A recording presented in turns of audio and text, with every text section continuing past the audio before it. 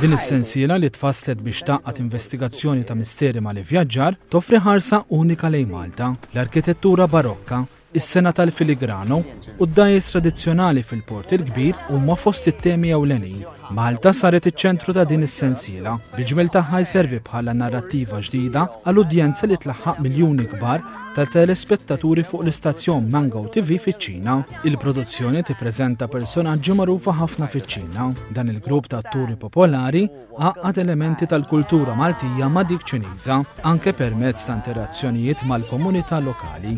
Il-lokalitajiet bħal Belt Valletta u l-Imdina huma fiċ-ċentru ta' din il-produzzjoni. Fi Stradarjali fil-Belt, il-parteċipanti naqdu mal-kantant Malti Beni Grima u miegħu irħewla jkantaw il-kanzunetta tradizzjonali Ċiniża Jasmine Flower.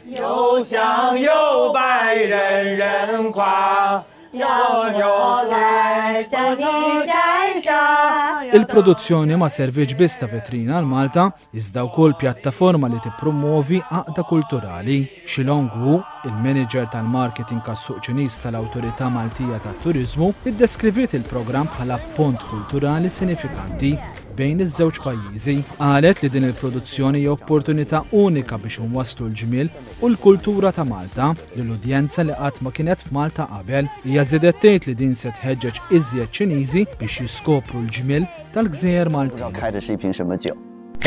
Saħqet li l-programm Detectives Holiday mhux biss jagħmel Malta aktar magħrufa fiċ-Ċina, iżda jgħin biex issir destinazzjoni aktar popolari għall-ivvjaġġar f'dinja dejjem aktar globalizzata.